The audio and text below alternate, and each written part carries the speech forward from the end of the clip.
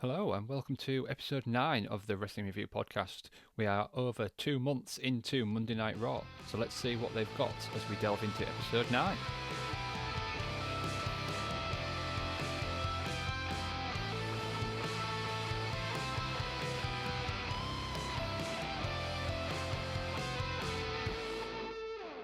We are live on March 15th, 1993 from the Mid Hudson Civic Centre in Poughkeepsie, New York, the first time we are out of the Manhattan Centre. The commentators this evening are Gorilla Monsoon, Bobby Heenan and Rob Bartlett. I got quite excited when I saw it was Gorilla and Bobby, and then I noticed that Rob was there as well, so that was a little disappointing, but it'd be nice to hear a different commentary team. We're having Monday Night Raw for the very first time outside of the Manhattan Centre. It's in Poughkeepsie, and Vince isn't there, but Rob is doing an impression of Vince, which gets quite irritating quite quickly, but as we know with Rob, everything he seems to do gets quite irritating quite quickly. We get a lot of shots of the snow outside the arena and some people walking through the snowy car park. We go to Rob and he's dressed as Vince. It's going to be good to have Gorilla and Bobby and they run through the card and what we're going to see tonight first. The fans tonight sound really up for this, and it's nice to see a bigger arena, slightly different than what we've seen so far with the Monday Night Raw arena, the really sort of small, intimate Raw setting from the first 8 weeks. It looks a little bit, it's definitely bigger, and it looks a little bit more impressive, I would say, having it in more of an arena than like the theatre that they've been in, so that's quite good. Rob gets straight into his Vince McMahon impressions, and then we get the opening theme and the video package to start us off. The first match of the night is Razor Ramon versus Ross Greenberg. We come back to the arena and see Razor coming out. Sounds like Rob's just going to be doing this impression of Vince for the whole evening. Razor comes out and Ross is already in the ring waiting for him. Just amazing what a difference this crowd makes. It's so nice having a bigger crowd, what feels like a bigger arena. Definitely feels like a different Monday Night Raw, really. It feels, like I'd say more modern, but yeah, it's good having this bigger arena, a bigger pop for Razor when he comes out. Razor kicks Ross in the midsection and clubs to the back of the head. Razor pushes him into the corner and chops from Razor. Razor flips him out of the corner and onto his back. Irish whip from Razor and a clothesline. Ross jumps into Razor's arms and then Razor hits the fall away slam. Razor gets an abdominal stretch locked in and picks up the leg of Ross. So I've not seen it done like that before. It was a different way of doing the abdominal stretch. Razor is going for an STF type hold and then Razor slaps the back of Ross's head. Razor hits something like a choke slam, and Bobby and Gorilla are great together already. I like this partnership so much better than what we've had. It's just a shame Rob's still there. Gorilla sounds annoyed with him already this early on in the night. We get a suplex off the top rope by Razor, followed by the Razor's Edge, the 1, 2, 3. Bobby says he can't understand Rob. You and me both, Bobby. You and me both. We get more shots of the snow outside and we go to the break. As we come back, we see Typhoon coming out to the ring and L.A. Gore is already in the ring waiting for him. We get a lock-up and Typhoon overpowers Gore a couple of times, shoulder block and down goes L.A. Gore then gets back up, hits a couple of punches, goes for a whip, but it's reversed by Typhoon. The crowd sounded hot for Typhoon coming out, but they seem to be losing them a bit now. They've gone quiet, they don't sound like they care. Rob starts talking about yellow snow for some reason. We get a power slam from Typhoon, and this match is very, very slow paced. Typhoon hits a splash in the corner, and down goes L.A. Gore. Splash on the mat, and that's all she wrote. Typhoon gets the win. The standard Raw match, really. Squash. Typhoon started out hot. Crowd seemed to die off. Not great. We're told by Gorilla that when we come back, we're going to have an interview with Giant Gonzalez. We come back and Bobby has a mic and he asks for a cue and goes mad at the guy at ringside. It's really funny, asking if he's ready, if he's on, if he's live. We get the Brett Ico Pro advert, Randy and the advert for the figures, and then we're back to Bobby in the ring. He now brings out Giant Gonzalez, who comes out with Harvey Whippleman. Is it just me, or does it just seem strange that at the Royal Rumble they brought out Lex, and since then we haven't really heard or seen anything of him, but yet here's Bobby with Giant Gonzalez, and it was Bobby that was, kind of introducing Lex Luger, and now we just haven't. Yeah, it's just strange we haven't seen anything more of Lex. Harvey gets on the mic and he says he told the truth. He has the largest athlete and he's annoyed that he hasn't shown his skills yet as every opponent runs away. Harvey hypes up the match at WrestleMania. Gonzalez talks and says that he has a giant surprise for The Undertaker. Get it? Giant surprise. Yeah. We get a video package now hyping Hulk Hogan and his return to the ring. We see Hulk in the shadows, sort of an outline, just, a shadowy figure, while the voiceover talks about his past achievements, including selling out more arenas than Ali, Foreman and Sugar Ray combined, and being an unprecedented 4-time champion, and now he's back. The lights come up, Hulk gets lit up and poses some more with the video highlights, and he mentions the match at WrestleMania for the Tag Team Championship. We see a quick bit on Bret trying to be the first to beat Yokozuna, and that's it. That's sort of the hype package there for Hulk. Our third match of the evening sees Bob Backlund going up against Papa Shango. The bell rings and out comes Papa with his smoking skull. Bob comes out next to no music, which already sounds a bit strange. See people come out with no entrance music. Bob goes for a handshake, but Papa's not going for it. Bob ducks a quick couple of charges by Papa Shango. Papa wants a test of strength, but Bob doesn't seem keen on that idea, probably just as well. He does though, and Papa takes him straight down. They mention that Bob has held the WWF title for 5 years, but Bret is the most defending champion of all time. They talk about how much Yokozuna weighs, and then Rob just makes a noise trying to be Vince. It was, literally just a noise.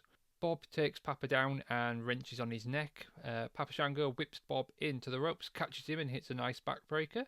Someone in the crowd screams, "We miss you." And it sounds like he says, "Vince, we miss you." I'm not sure who. Yeah, it was just odd. On the outside now, Papa Shango rams Bob into the ring before he gets back in. He goes back in and rolls Bob in. Gorilla screams at Rob to stop. He's getting so annoyed with him at this point. You can just tell that I don't think this is part of the act. Like, Gorilla was just so annoyed with Rob Bartlett.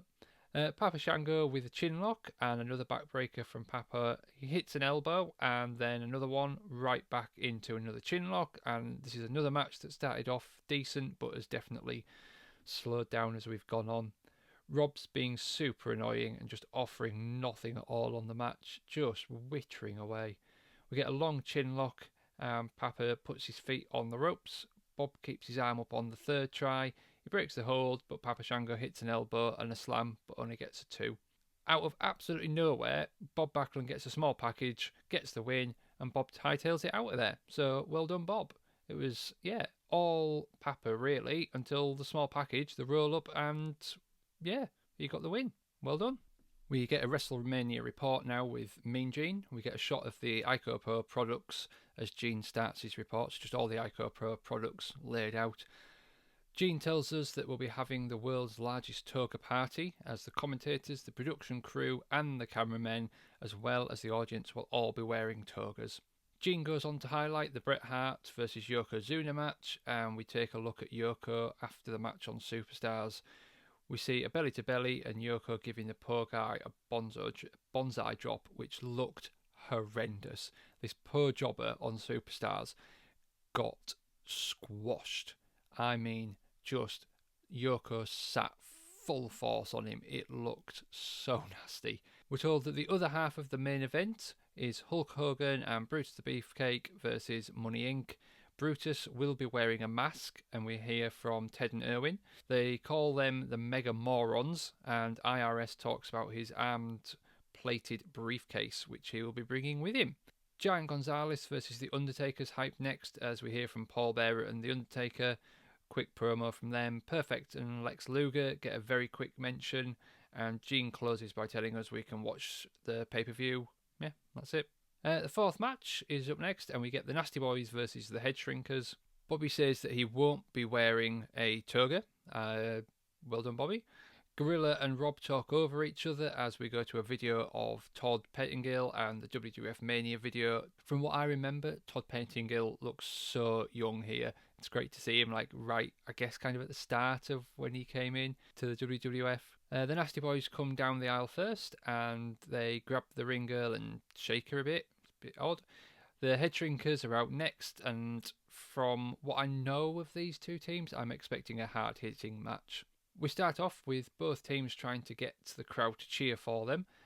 Bobby mentions that Afa isn't here, but he has seen him today, so not sure why he's not there with them. We start off with a hard whip to the corner, couple of hard clotheslines from the Nasty Boys, double back body drop on the Headshrinkers before the Nasty Boys take them both down with a clothesline. Quick tags from the Nasty Boys, some good quick tagging in and out, a nasty chant from the crowd, a hip toss from the Nasty Boys, and another quick tag. And now the Nasty Boys seem to be biting one of the Headshrinkers. We go to a break, and when we come back, we're told about what's happened during the break involving cables and steps. So it sounds like they maybe did do a bit more after we'd gone off to the break. We see a slam on the outside by Samu as we get a loud Nasty Boys chant again.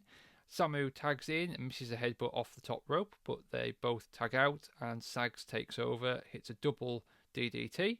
All four now are on the outside. The brawl to the ring entrance, where there's a load of food and drink randomly just by the entranceway, and the ref calls for the bell. That's it. We get some chair shots and mustard and a bit of a food fight. Out comes Pat Patterson, some other WWF officials to try and stop this. It was, a bit different ending to a match there. We go to a video package highlighting the work the WWF does with charity. We show the superstars visiting children, working with the Special Olympics. We even see some heels doing the charity work as well, which was interesting. It's kind of my impression that this time was still protecting the business a bit. But yeah, we saw some heels out and about doing some charity work. The Nasty Boys were shown talking about not smoking. Macho Man gives a don't do drugs speech. Interestingly, it ended with a still picture of Vince giving him the title of President and CEO of Titan Sports World Wrestling Federation. Again, it was always sort of my understanding that, it was the Attitude Era a bit later where Vince was really kind of outed as the owner. But here we are on the 9th episode of Raw, and we've clearly had a picture of Vince giving him his title. So yeah. We go back to the announcers, and Gorilla says that we'll be back in the Manhattan Centre next week and runs down who we'll see, including Money Inc., Tatanka, and the Bushwhackers. And there we go. Another week's Monday Night Raw done. Another week where not a lot happened. Some very quick matches. To be honest, none of them were great. There wasn't one there that really stood out that made me think it was a sort of a hidden gem or really worth watching. Yeah, it was nice it was in the bigger arena, made it feel a bit different. It was nice that we had Bobby and Gorilla on commentary, but match-wise, pretty poor week, really. Hopefully, we'll be getting a bit more in-ring action next week. It'll be episode 10, and we'll be back at the Manhattan Centre. So see you next time for another episode of Monday Night Raw. Thank you for listening to this episode of the Wrestling Review podcast. Be sure to come back next time as we listen to another episode of Monday Night Raw. Please rate, review, follow the podcast, and don't forget to follow me on Instagram at TWRPod20.